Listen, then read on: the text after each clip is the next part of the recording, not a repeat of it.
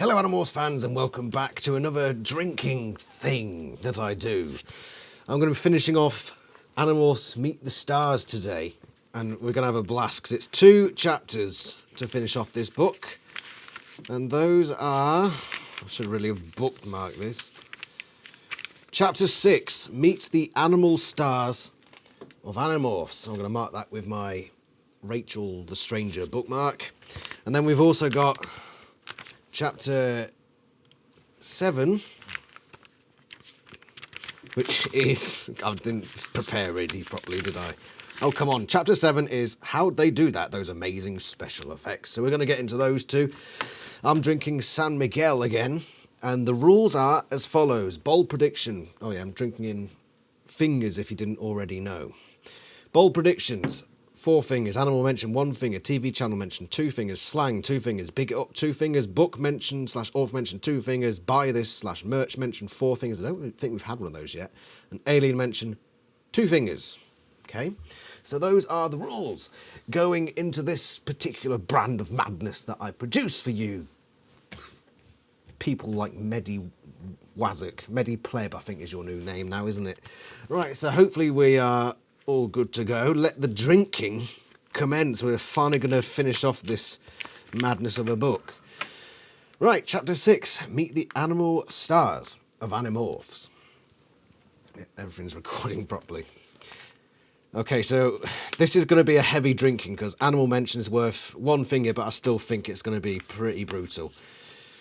People do not understand animals anymore. And just for clarification, animal mention means, especially in this chapter, specific animals, so like cockroach or capybara or squid, not just the vague animal word, okay? I want to live. There's an old belief in Hollywood that an actor never wants to co-star with a little child or an animal. Why? Well, because no matter how fine an actor you are, the cute child or the animal is going to upstage you. You might be in the middle of a dramatic scene or even a side-splitting comic scene, and inevitably, the child or animal is going to do something to draw attention away from you. No matter how well the scene is planned and directed, it always seems to happen. If this is true, what were the producers of Animorphs thinking? After all, the stars, Nadia, Boris, Chris, Brooke, and Sean, are all kids. Where's Paolo? Where's Paolo? God damn it, Book. He was one of the best actors. He was, wasn't he? He was great. Poor Paolo. Right, and their weekly co-stars are definitely the animals they morph into. According to Hollywood tradition, isn't that a formula for disaster? We knew that a major challenge with the show would be getting real wild animals, and we were very lucky to find Michael Hackenberger, more on him in a minute, who had all the lions, tigers, wolves, and other spectacular creatures that we needed to make the show really exciting. And even better, he had lots of experience even in film and television, says Deborah Forte, executive producer of Animorphs. So we have our first 3 animal mentions, which is 3 fingers. And I just want to take a moment to talk about Michael Hackenberger. I've mentioned him a few times, and this book is going to go into great detail on his activities. But from the Wikipedia page of Bowmanville Zoo, where Michael Hackenberger worked, in fact, I think he was the CEO. He was the final... So this is from Wikipedia. Michael Hackenberger was the final owner of the Bowmanville Zoo. In April 2016, Hackenberger was charged with 5 counts of animal abuse by the Ontario Society for the Prevention of Cruelty to Animals due to a video obtained by Peter, of all things, of Hackenberger whipping a young leashed tiger profusely while swearing at it. Now, as much as any reasonable person probably despises Peter, it does seem that that was in fact the case, that when Peter brought this up, it was obviously a video, and so he was charged with counts of animal cruelty. So with that context, let's continue reading about him in Animorphs. Meet the Stars! Oh yeah, I need to drink my 3 fingers, so everyone except for Otolu, drink. Otolu, drink double, so you drink 6 fingers. I'm just having fun. Innocent fun. So drink.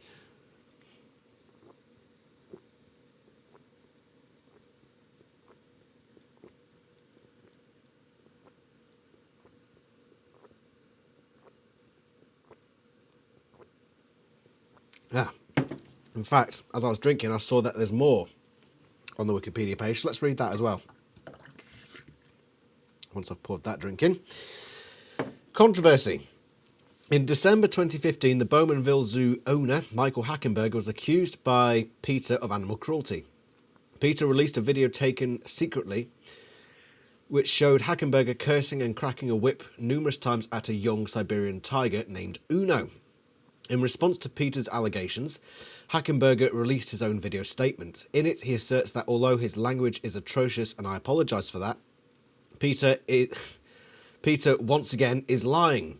He stated that only 2 of the 19 cracks of the whip shown in the video struck the tiger, with the remainder striking either the air or the ground immediately adjacent to the tiger. He also challenged PETA to release the full length of the video taken. Earlier in 2015, Hackenberger was filmed on live television swearing at a baboon for failing to complete a trick, which involved its jumping off the back of a miniature pony. Bloody hell.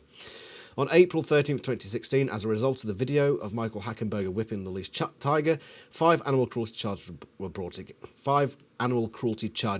against him. The Ontario Society says it began investigating alleged abuse at the Bowmanville Zoo immediately after reviewing the footage that emerged in December. The agency said the zoo's owner, Michael Hackenberger, was charged with 4 counts of causing an animal distress by striking the animal with a whip handle, causing an animal distress by repeatedly striking an animal with a whip, causing an animal to be in distress by striking the animal in the face with a whip, and causing an animal distress by pushing his thumb into the animal's eye. Jesus! The last charge was one of failing to comply with the prescribed standards of care for an animal. 3 of the distress charges relate to the use of a whip, and 1 related to Hackenberger pushing his thumb into the tiger's eye. The OSPCA said it would continue to conduct inspections of the zoo and continue to closely monitor the animals there. On March 23rd, 2017, the charges against Michael Hackenberger were judicially stayed. They were automatically withdrawn a year later, on March 23rd, 2018. So, I mean, what do you say about that? Zoo officials announced that the closure would occur as a result of the financial issues caused by a catastrophic decline in... Right, okay. Okay, so basically, PETA released a video and made a bunch of accusations, and charges were raised against him in detail, as we saw there. But from what I understand of law, those charges were dropped. So he was never actually convicted of any of this. So I'm not going to say here that he did it. I can't say that here that he did those things. Apparently there's video of him whipping. I'm not sure where the ideas of him pushing the thumb into an animal's eye came from. I don't know. But Bowmanville Zoo eventually closed because of this controversy. So there's a bit of history for you. So let's learn a bit more about Michael Hackenberger from Meet the Stars. Perhaps because... Oh, hold on. Let's get my timer back. Perhaps because Animorphs was already breaking tradition with its high-tech morphing effects, no one ever gave the animal theory a second thought. As a matter of fact, according to Animorphs co-executive producer Bill Siegler, they searched for and found Canada's best animal resource, the Bowmanville Zoo, which is located just outside of Toronto. Our line producer, Lena Cordina, knew Michael Hackenberger of the Bowmanville Zoo from his work on the film The Ghost in the Darkness, and she knew he was one of the best, says Siegler. When the Animorphs producers met with Michael, certain ground rules around the animals were established right away. They all agreed not to use endangered animals on the show. We don't think it would be right, explained Siegler. First of all, they are hard to find and to work with, but more important than that, to exploit their condition wouldn't be right. When Michael understood where the animals people were coming from, he had no second thoughts about the Bowmanville Zoo working with the show. He knew his animals would be treated with love and respect. Well, take that as you will. Again, I'm not saying that he did those things that he was accused of doing, but okay, let's just leave it at that. You learn just by being around animals. The Animorphs, Jake, Rachel, Cassie, Marco and Tobias morph into lots of animals. On the show, Jake's main alter animal is a dog, but during the show's first season, he transformed into a cockroach, a butterfly, a lobster, and a tiger. Rachel's usual animal persona is the lion, though she has taken the form of a housefly, a cat, a cockroach, and a butterfly. Marco's personal animal form is the rat. Really? You're going to go there, book. His personal animal form is the rat. God, the TV show sucked, didn't it? Oh my God. But he's turned into a python, a cockroach, and a butterfly. Cassie is best known for changing into a horse, but she's assumed the body of a rabbit, a skunk, a butterfly, a crocodile, and a cockroach. And finally, there's the mysterious Tobias. For the first season, he mainly took the form of a hawk. Right, so there's a lot of animal mentions there. There are repeat animal mentions, though, and those don't count. So we've got dog, cockroach, butterfly, lobster, tiger, lion, housefly, cat. We've had cockroach and butterfly. Marco's animal form is rat, but he's also turned into a python, cockroach and butterfly, which we've already got. So that's 10 so far. Cassie is best known for changing to a horse, but she's also assumed the body of a rabbit, a skunk, a butterfly, crocodile, and finally there's the mysterious Tobias, hawk. That's 15 fingers. Fuck me, what is that? That's essentially 2 pints. I've got to drink 2 pints. Oh my God. Right. Oh, here come the drinks. Here come the drinks. Da da da da da da. Fuck me. I've got to drink 2. I've got down 2 pints here. Fuck you, paragraph. And there's more to come.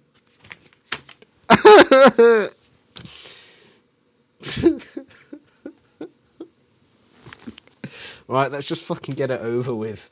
It's drinky time. Drinky time. Let's go. Brace yourself, Adam. Brace yourself. Let's go. Drink.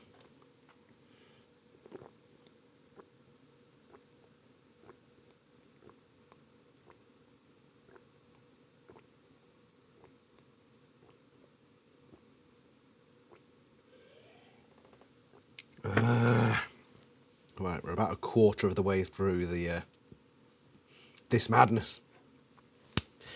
Why did I agree to do this to myself? I'm doing 2 chapters today as well. Fuck. Carry on.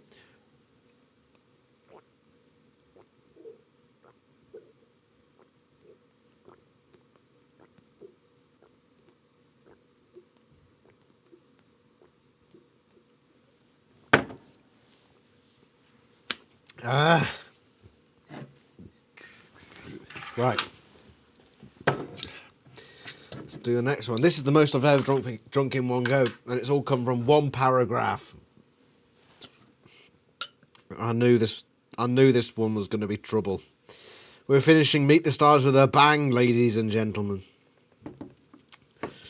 Boys and girls, we are struggling. Remember, if you're underage, don't fucking drink.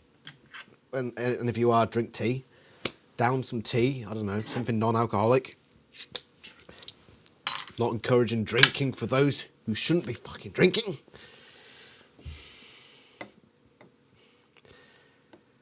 Right. So that's point number 2. I'm just going to be right back. We gotta go straight into the next pint, haven't we?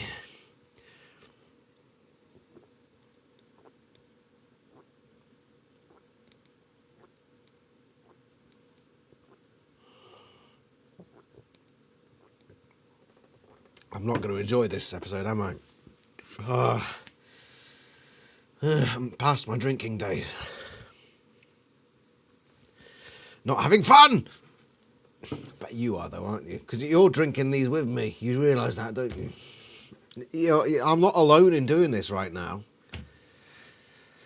And if you're doing fizz as part of the challenge, this is worth at least 100 press-ups. If I'm having to drink 2 pints in one go, Christ.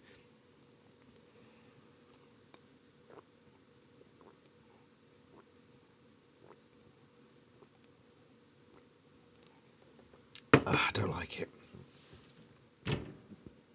What's the football scores? Those are the football scores. Why am I worrying about football scores at a time like this? This is a time for us anime fans to come together and realise what a catastrophe this thing is for doing this to me. Little bastard book. I'm just looking ahead. There are more animal mentions to come. Do I discount repeats? Yeah. I'm not gonna do repeats. So if a tiger is mentioned again, I'm not gonna count it because I haven't got enough drink, and I don't want to. I don't feel well.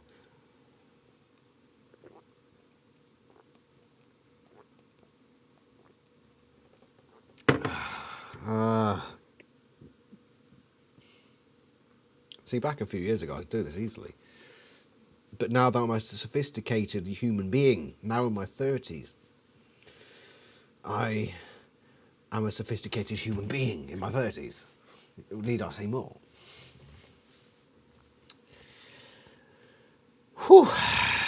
Yeah, so I'm sorry. I'm sorry for this delay in my thought process. But there ain't any. Do you get what I'm saying? So, how was your day? Camera. And the people behind it, I see you. John. I see you, John. Yeah, you. I'm pointing at you, John. Pay attention. Drink more. It's good for you. No, that's bullshit. Drink.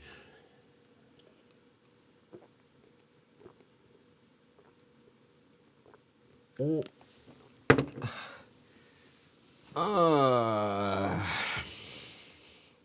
I'm not going to make it out of this one alive, am I?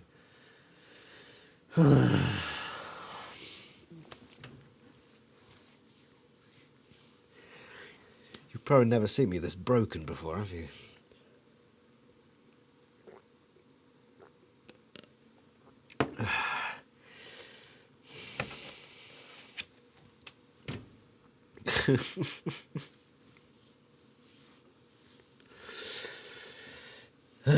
I hope I don't wake up with a headache tomorrow, but I'm going to, aren't I?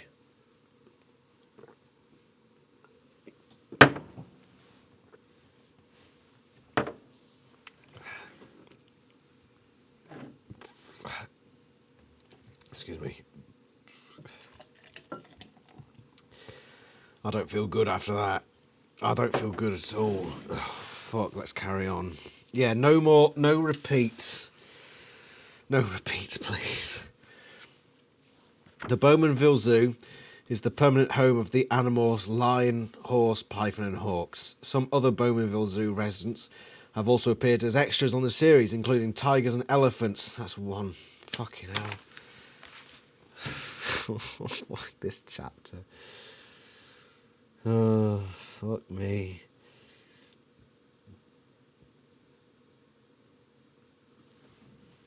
Excuse me. Come on, Adam. Come on. You can do it. You're a man. You're a fucking idiot, man. But you're a man nonetheless. Up the Alamo, lickety split, one finger, drink.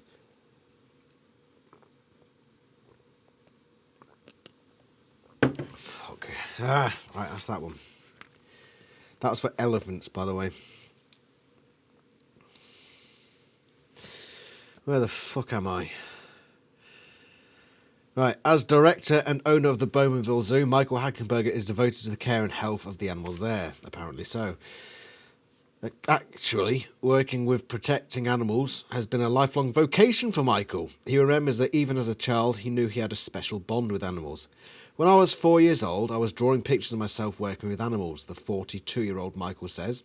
It really is a gift. There are people who have mathematical gifts or musical gifts. My gift happens to be with animals and whips. And like any gift, you never take it for granted, and you try to nurture and develop it. When Michael was 17, he ran away and joined a circus. Really? It was the Garden Brothers Circus, and his job was to shovel elephant manure. We've had elephant before. It may not have been glamorous, but Michael insists it was a perfect way to learn about animals. You learn just by being around them, he says. You really pick up what the animals tell you. After travelling with the circus, Michael returned to school and earned a college degree in zoology and a graduate degree in animal science. When Michael got out into the real world, he was drawn to jobs where he could work one-on-one with animals. It was natural for him to train animals for films and TV. In 1987, he had an opportunity of a lifetime to buy the Bowmanville Zoo, which had originally opened in 1919 and was Canada's oldest operating zoo. No more, I don't think. The former owner was getting on in age and he wanted to retire, Michael explains. He'd put his entire life into it and it's a very demanding situation. Welcome to Bowmanville Zoo, which now no longer exists because of the controversy. For the next 10 years, Michael, his wife Wendy, who is the zoo vet, and a handful of caretakers and trainers totally renovated Bowmanville Zoo. Now every facility is new and totally animal friendly. I just find this so funny reading through this. It's crazy. Just with this controversy in the back of my mind reading through this, I'm just constantly refraining from making jokes about it because I can't prove that he did these things. I have to restrain myself, which isn't easy when you've just downed 2 fucking pints. Bastard Medipleb. Drink 2 fingers, you. Yeah, you. As a matter of fact, the whole atmosphere of the Bowmanville Zoo is dedicated to keeping the animals happy and thriving. This is another case of restraining myself. But it is also important to Michael that zoo visitors walk away with more than stats and facts about the animals there. The essential philosophy we have at the zoo is that there is an animal apartheid, that people do not understand animals anymore, says Michael. I've reached the point where I don't care if people leave the zoo knowing an elephant weighs 8,000 pounds and eats 200 pounds of food and drinks 50 gallons of water a day. I want people to come to the zoo and look at an elephant and experience it emotionally, to think, what a tremendous animal. What it weighs is not as important as understanding the kinship animals have with us, and they share this planet with us. That's the bottom line. And if the only message people get when they come to Bowmanville is that, then we've done our job. Bowmanville Zoo visitors do come away with a unique experience, mainly because, unlike most zoos, it's very hands-on. Most zoos do not allow public feeding of the animals, Michael explains. We do. We have a herd of deer that are loose in the zoo, and people can approach them and see them without cages. We have elephant rides, we have shows throughout the day specifically geared towards interaction between humans and animals. Right, that's one finger for deer. I can handle that. I can handle it. I can handle it more than you can handle yourselves. And that's fucking saying something. Although some of you can't handle yourselves. Especially you. You! Yes, you! I handle myself better than you handle your goddamn self. Too fucking right. One finger, drink.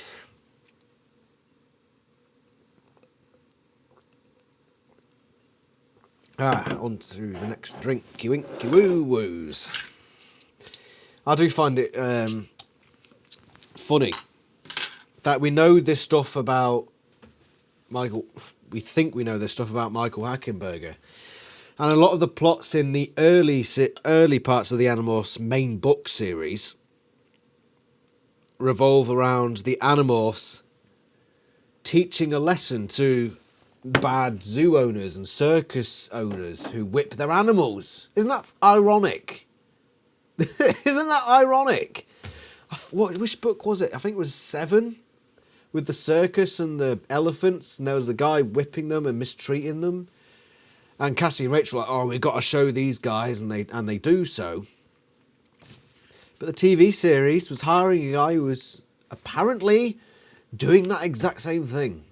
Isn't that ironic? Very ironic. Meet Bongo and his friends. Who the hell's Bongo? Bowmanville Zoo's reputation spread throughout the animal training industry, and soon film and TV production companies wanted to tap into such a rich resource. About 5 years ago, Michael started using some of Bowmanville's residents in films. They did a number of different difficult location films in Africa, and word spread fast. We've done The Ghost in the Darkness, George of the Jungle, and... Oh, we did George of the Jungle, bloody hell. And Urban Legend. We had Rats in Urban Legend, that's a repeat. Michael says, those were just the recent ones. I mean, we have one line here, Bongo, who's been in over 15 feature films. I wonder how he was trained. Actually, Bongo is the favourite animal of most of the Animorphs cast. Bongo seems to have quite a personality. It's always fun when Bongo comes, says Nadia, because we know something's going to happen. He makes us laugh because he's so smart. During every rehearsal, he'll do things properly. He doesn't start charging and eating all the directors. We'll rehearse about 10 times and he nails it every time. Then the second we say, roll film, I think he laughs and says, I'm going to mess them up. So every time the camera starts, Bongo goes the other way, or he sprays someone. Sprays, like a male cat, you know, yuck. We've had cat before, doesn't count. Brooks seconds Nadia's vote for Bongo being the coolest animal co-star. Is that slang? No, not these days. That's not really slang. It's basically official language at this point. That's good because Brooks' character Rachel is most often morphed into a lion. Take a breath when Brooks starts to extol Bongo's attributes. He's amazing. The first time I saw Bongo, I was so taken aback because he was the most beautiful lion I had ever seen, especially close up. His eyes, his magnificent mane. I definitely have deep respect for Bongo, but I won't say I wasn't scared or anything. It was really exciting, especially when in one of the shots I had to walk about a foot away from him. I was in the cage of Bongo, but Michael, the trainer, was there, just out of shot, just to be safe. It was amazing. I was so close to that line. I think I know which scene she's talking about. Bongo is 12 years old and was born at the Bowmanville Zoo. According to Michael, he's not old, but if he lived in the wild, Bongo would probably be dead by now. When a male lion is in charge of a pride, Michael explains, he generally loses that edge he needs to stay in control by the time he reaches the age of 10. A 5 or 6 year old male lion will push a 10-year-old lion out of the pride. When that happens, a lot of the times the older lion is killed. Thankfully, Bongo is alive and well at Bowmanville, and slyly leaving his mark on the set of Animorphs. But while Nadia thinks Bongo's visits are fun, Sean isn't so sure. Bongo is declawed, Sean says, but he is 800 pounds. He's a huge animal. It's not exactly scary, but sometimes I'm concerned around wild animals. We have to be careful. No quick movements and no running around. Of course, there's always a trainer there. They wouldn't put us in danger. Okay, so that's that section done. I think this is about to run out of time. Apparently it already has, so we're going to start it again. Hopefully it didn't cut out too long ago. Come fly with me. How many more pages of this nonsense have we got to go? Quite a few. Okay, Jesus Christ. Sean is also a little hesitant when it comes to the hawks used when the character Tobias morphs. What's scary is standing next to a hungry hawk, insists Sean. You see his claws and big beak. If he thought my finger was a little piece of meat, he could take a chunk out of it. Of course. That's my bloody... Right. Let's just start that. Sorry, that was my computer. Oh, where was I? What has happened is a bit less threatening. At least for Chris, who plays Tobias and works with the hawk the most. Actually, there are 3 hawks from Bowmanville used in Animorphs. There's Hira, Caesar, and Tobias. Oh, okay, that's unusual. I met Hira first, Christopher recalls. I think he's the one I have the most contact with. I guess they use double hawks because some can fly better or look better. Anyway, there are 3 of them, and each one has the same tendency to relieve himself when we're shooting. Every take. Those fucking birds.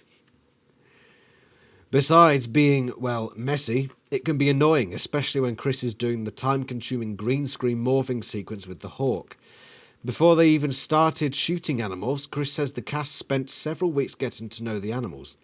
It allowed the animals to feel comfortable with the actors, and it allowed the cast to study the animals' movements. After staring at the animal for hours, you pick up its movements, Chris says. Not that someone is going to mistake me for a hawk, but I kind of clumsily imitate it, except when it has to take a bathroom break. It's good to know, Christopher. Where's Paolo? Tell me. Nadia's tale of the lion or the horse. As for Nadia, well, you know she's the daring one of the group. She loves Bongo the lion and even admits that she is infatuated with him. I think he's an honour to... So basically she's a furry. Nadia feels that they have a special bond because their original roots go all the way back to Africa. We're from the same place, she explains. That's a bit of a stretch, Nadia, isn't it? Ancestrally, we're both from Africa, therefore we relate to each other. Well, technically all humans come from Africa, so what's your point? At least that's what current theory is. We all originated from Africa, so what's your point, Nadia? To be fair, I like Nadia Nascimento, so I'm not kicking off her. However, even Nadia admits the first time she worked with Bongo, her natural fears suddenly appeared. I did flip out a little when I did a scene with Bongo, she recalls. I thought he was going to eat my back, I swear. He was sniffing my back. Now I know my butt is tempting. Jesus Christ, where's the naughty talk forfeit? What the hell? Now I know my butt is... Well, that's wrong. This is a kid's butt. What the fuck is it? What the... Behave yourself, Nadia. Then the trainer started giving him kibble. I'm thinking, but what if he wants a rump roast? But he didn't eat me. I think he recognised our bond. We're brother and sister. That was just the most bizarre paragraph of the whole book. What's going on anymore? The surprising thing is that big, brave, bongo-loving Nadia admits... Big, brave, bongo-loving. I like that. I'm more scared to work with Foxfire, the horse. Once I got chucked by the horse and it really scared me. He kicked my leg and I had this huge horseshoe print on my thigh. Horses make me shake a little now, but I'm glad I'm the horse. Because I don't have to ride it. I don't have to get on that thing. I love looking at horses, maybe touching their noses, but I can't throw my leg over the top of them now. Well, you're a furry. You obviously throw your legs over a lot of animals. Elephant walk. And then there's Boris. He's in heaven with the animals on Animorphs. You can barely get him away from Jessie the dog.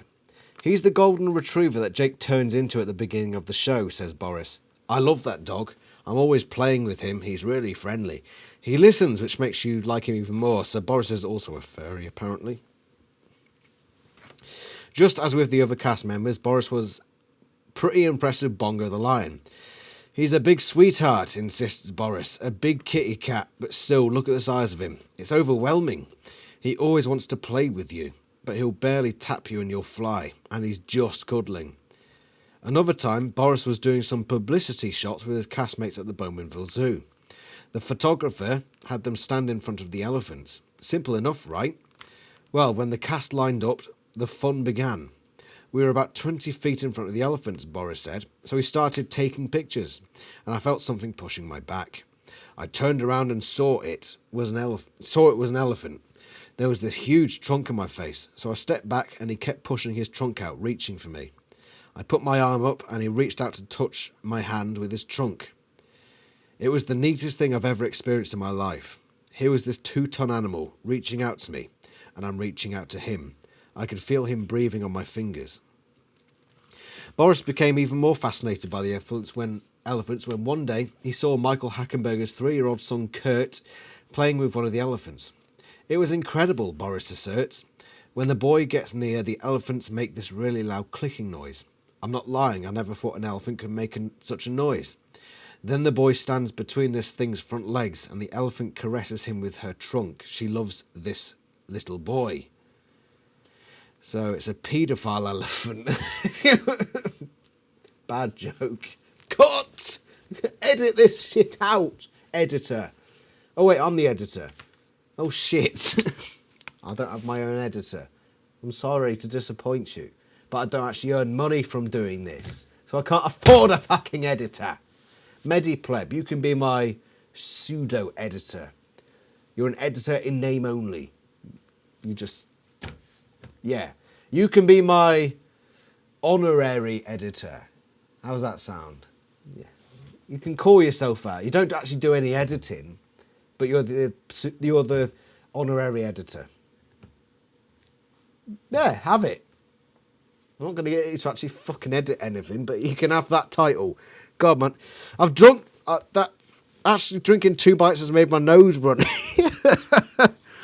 God, Jesus. Bollocking Christ. Oh, my dearie, blimey, bloody.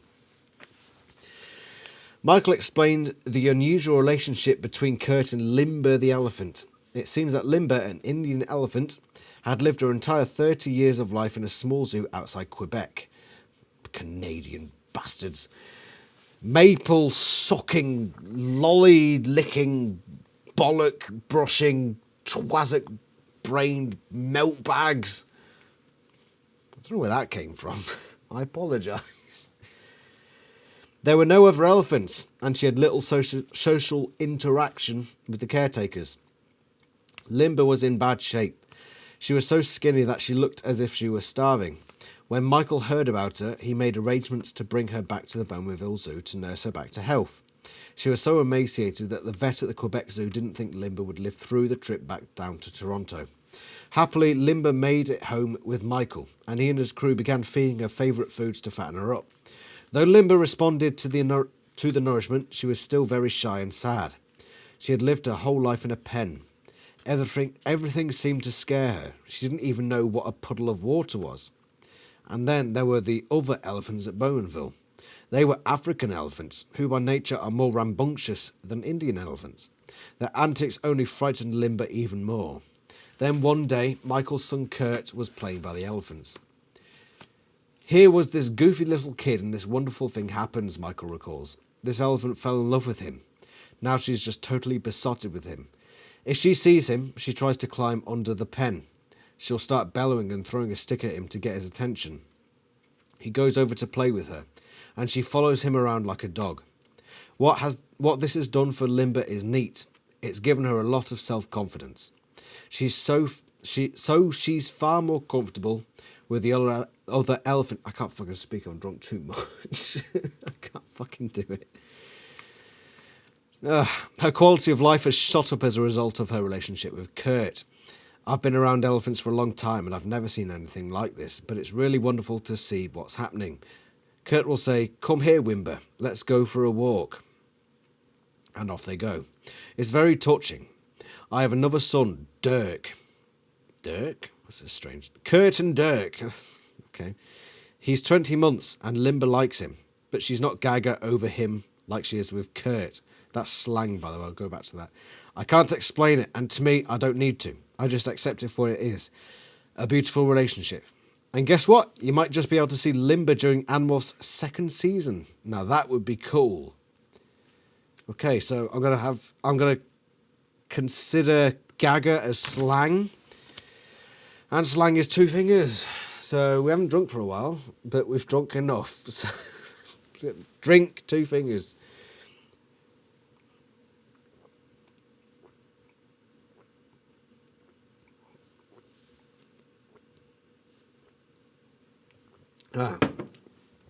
Zoo people do a lot of work, and if this is true about Limber, that she was emaciated and that she recovered because of Bowmanville Zoo, then that's good. I know there were charges raised against Michael Hackenberger, but those were never proven in court. So I'm going to say that's good. It's anecdotal, but if that is the case, that's good. And Bowmanville Zoo and Michael Hackenberger had a positive impact on the animals they brought in. But again, I can't come to any strong conclusions. Right, how long is chapter 7 going to bloody take? It's only a few pages. And that's it. That's going to be it for Meet the Stars. Let's see how crazy we get. It was mostly animal mentions. in that one. So, Chapter 7. How'd they do it? Those amazing special effects. Yes, those amazing special effects. I watched my arms become paws. It didn't hurt. Jake on his first morph into Homer. The rules of the morph. Once an Animorph has touched an animal, acquiring and copying its unique DNA pattern, the Animorph may become that animal at any time. An Animorph can only move from human to animal and back to human, never from one animal to another. An Animorph cannot touch another Animorph and thereby acquire his or her animal pattern, unless, according to the books, they're a Nothlit. According to book 50, where book 50, the auxiliary animals acquired Tobias' red-tailed hawk body. So that's that. In a morph, an Animorph must control the animal mind, which can tempt a cat to chase a mouse or cause a horse to panic at loud noises. In the animal state, the human mind remains intact and must prevent the animal from becoming distracted from the mission at hand. Right, so mouse, we've had rats, but that's not a mouse. So that's one thing for animal mention. Fuck. Drink, you sorry bastards.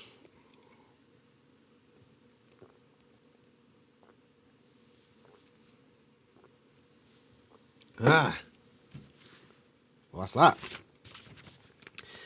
The animals can communicate mentally with one another through telepathy or thought speak, but only when in close contact, not over vast differences.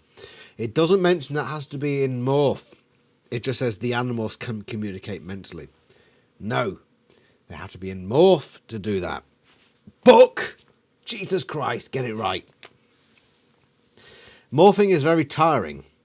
Animorphs should generally wait as much as an hour before morphing. When was that established? Wait an hour before morphing again. Though Cassie, especially gifted at morphing, can sometimes do it in as little as 10 minutes. When were these numbers established? When did we get those numbers? Where have they pulled those out of? Fuck. Well, most important, an Animorph must not remain in animal form longer than 2 hours, or he or she will be trapped there permanently.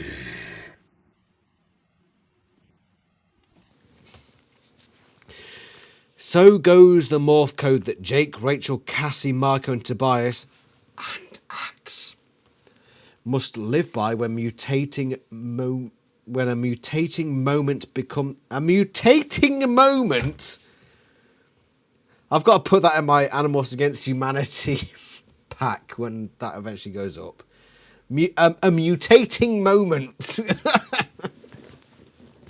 When it becomes necessary. What are you doing, camera? You're still recording. Those scenes alone make Animorphs the coolest show on the tube. That's slang. That's two fingers. On the tube. Not the YouTube, just the tube. The tube. 2 fingers, drink. Hold on.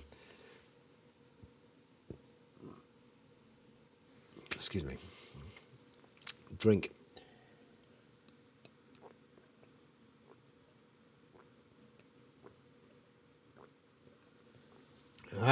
Fuck.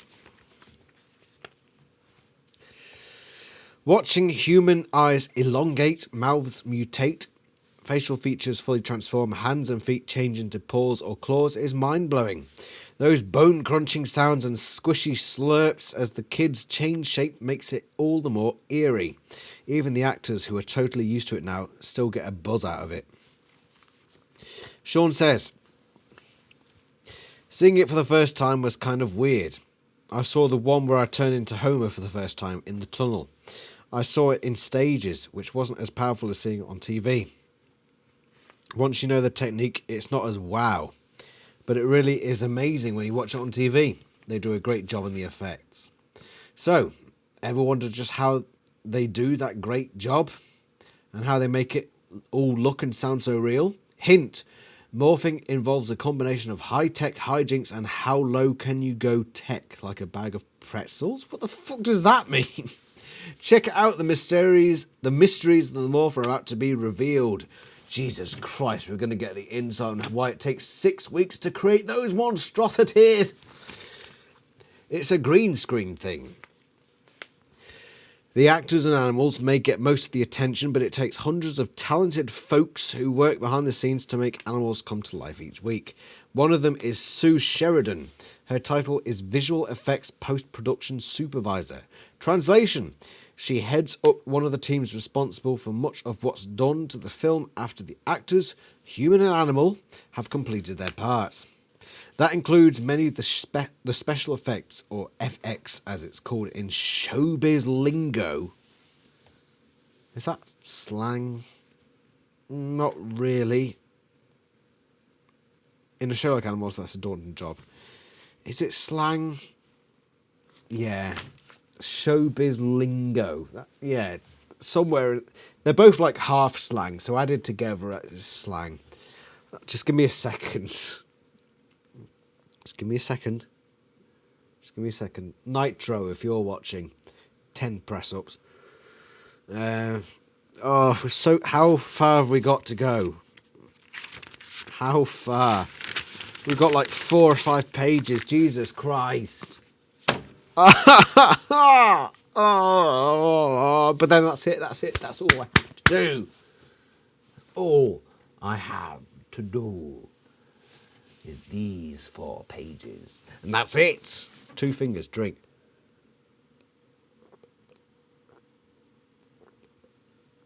All right, we've got another 1 finger in there.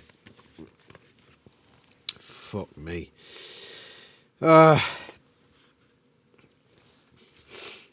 rules of the special effects morphing.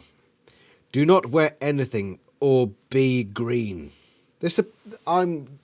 I do green screen sometimes. You've seen it in some of my videos, like the how do you see the Taxons or how do you see the Hulk Bajir videos. I use a green screen, so I know about this stuff. I know this. Do not wear anything or be green.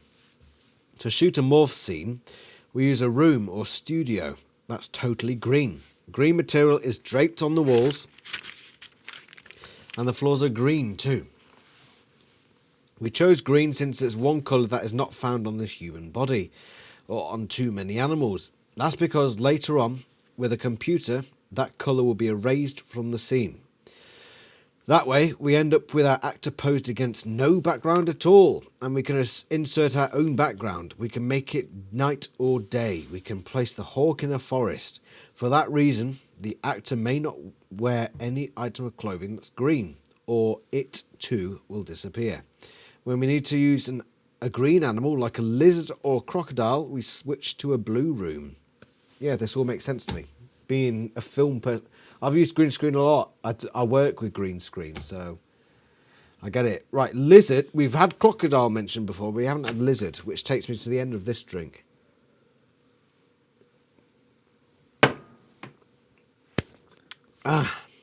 Be right back. Say cheese, not whatever the fuck that means. When the actors come to the green screen studio for their morph scenes, they must try to fucking grammar. I'm gonna pick up on that shit. Try and morph. How do you try and morph? It's try to. Fucking book. Must try and pose like the animal they're being morphed into. That's so Sue and her team can shoot the film, and later on dual computer monitors. That's big fucking technology. Dual monitors. Fuck me. I've got dual monitors at work. It does put into perspective how far technology has come.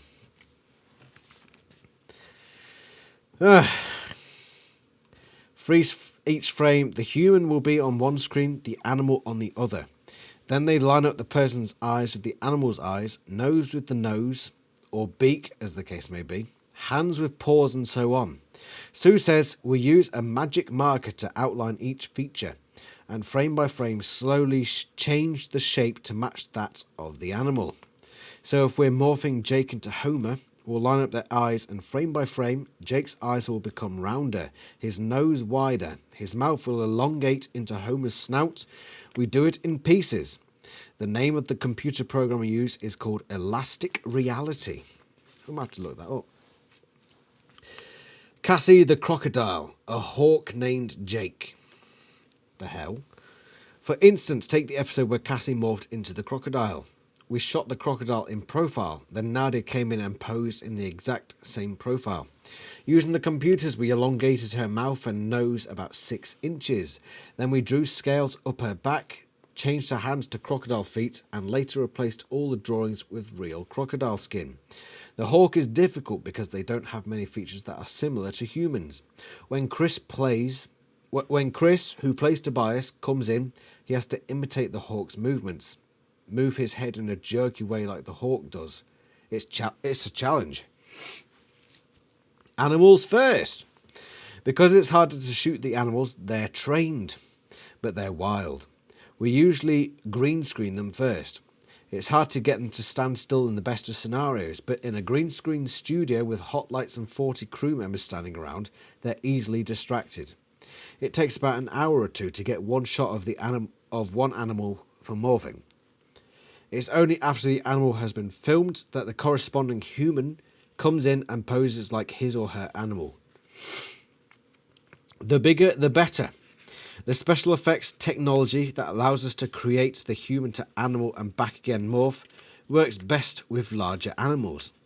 That's why we like to use the lion, tiger, wolf, horse, and the dog so often. Have we mentioned wolf before?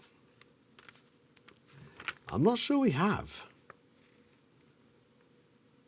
No, we haven't. We haven't mentioned the hawk before. I'm going to save that one. I'm going to save it. So that's one finger saved. We've only got a couple of pages left. Rats to the rats.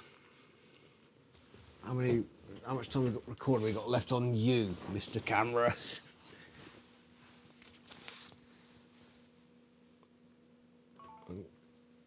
I'm going to start you again.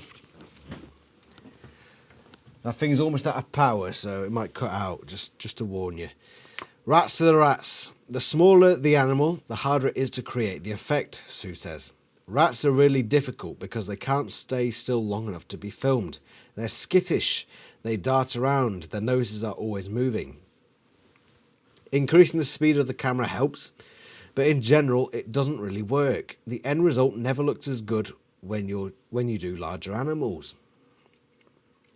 That's precisely why, in the episode where Marco and Jake morphed into mice, or Rachel into the cockroach, you didn't see the actual morph. So that's why. That's why it keeps zooming away from it. Human to Andalite morph rules. The best looking morphs from a special effects point of view are the human to Andalite morphs, Sue says. By the way, that's an alien mention. That's 2 fingers. That's 2 fingers. So we're up to 3. Are the human? Sue says, because there are more similarities in shape, and just seeing a human distorted into an alien is really interesting. We can do more. We can make the skin turn blue, the eyes turn red. They've got red eyes? Have they? They don't. There's more freedom than when you have to match an actual animal. The Ubermorph, what the fuck does that mean, Ubermorph? From her point of view, was the episode where the Andalite axe acquired the Axe is mentioned! Acquired the DNA and morphed through each of the animal's kids. He had Marco's hair and eyes, Rachel's face. We were able to create a completely new person, she marvels. Pretzels, pasta and chicken livers, ... No, those aren't backstage snacks for the humans or animals, but low-tech props that are used during the special effects process. Don't look for them. Close your eyes and listen. Think about the sounds you hear when the kids are morphing.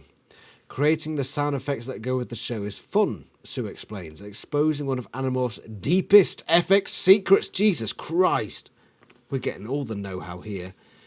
You may never watch the show again without getting hungry. That bone-crunching sound you hear during the morphs, we do it by walking on a bag of pretzels.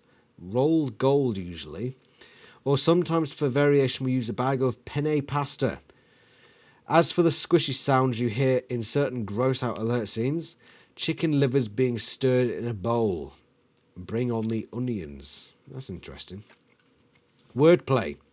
It's the job of the special effects department to come up with alien languages and have the actors insert or loop that dialogue, plus all the thought speak into the film after it's been shot. Oh, shut up, bloody computer. For one episode, we actually had to invent the Andalite language. Sue says, we decided that it might sound like English, backward. So we recorded the dialogue in English and played it backward. Then our actor came in and recited the backward dialogue. 10. Much music. Getting just the right mood music for each scene. Oh, the music in Animorphs was cringe. Let's be honest.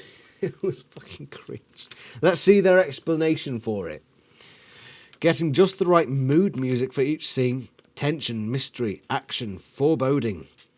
Falls under Sue's domain as well. The composer for the show, Norman Orenstein, watches each episode without any effects and goes to work creating original pieces. Looking back on Animorphs' first season, Sue believes the special effects worked well, but she'd like to do even more amazing stuff for season 2. We haven't yet been able to morph animals as they're moving, she says. That's something I'd like to try for the next round. That and other awesome effects are something to look forward to when Animorphs returns with fresh new episodes in the fall. So this reveals that the book was done between Series 1 and 2. Series 2 ended after 6 episodes. That's when it was cancelled. Anyway, that is Animorphs Meet the Stars. I've got 3 fingers. I'm going to count that as a shot of rum. So if you'll excuse me for just a moment, I'm going to come up here and fetch the Lamb's Navy rum. We haven't seen this for a while, Medi-Pleb. I know you've probably been fucking gasping for it. Yeah, Lamb's Navy rum. You've got the ensign on the front there. By the way, on a serious note, it is Remembrance Weekend. No, this video comes out on Wednesday, so a few days ago it was... I'm recording this video on Friday, by the way. So in 2 days from where I am now, it's Remembrance Day. But as of you watching this video, it was 3 days ago. So it's Remembrance Day. Where was I going with this? We remember the fallen from the world wars and other wars, other conflicts, who gave their lives to preserve ours, essentially. Braver men and women than you and I during the first 2 wars. And as much as I like to joke around on this channel, and as much as I may be drunk right now because of a consequence of it, I will never forget the sacrifices that were made so that I may be doing this with you now. And so I'm not going to dedicate this shot of rum to the 3 fingers that I owe, though it makes up for it. In fact, no, I'm not going to dedicate a shot of rum to the memory because, no, that doesn't seem right. But there are people who died sacrificing their lives so that we may live the lives that we live now. And we must remember them. So I understand in America as well, because most of you are probably American, you've had Veterans Day. I'm not sure if you have the same Remembrance Day that we do, which is, for me, it's the 14th. But take a moment at some point, if you haven't already, to remember the lives of those who served, who protected our way of life.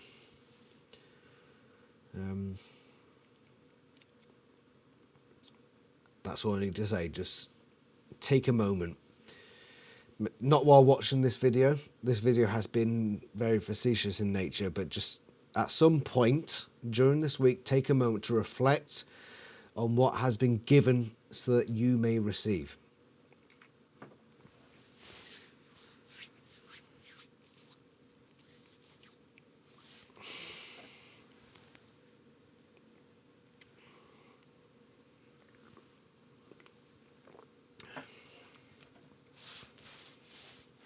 Right, we've finished Animorphs Meet the Stars. That book is all done now. It's all been read on this channel. I have been suitably inebriated on the results of it, especially on this particular episode. I hope you've enjoyed it. You better bloody had done Medi-Pleb. Oh, fuck me. Turn that shit off. That's that. Oh, blimey. Right. Thank you very much for watching, and look out for more Animorphs reviews content in the future. There's plenty more to come. Thank you very much, and I shall see you next time. Ta-ra.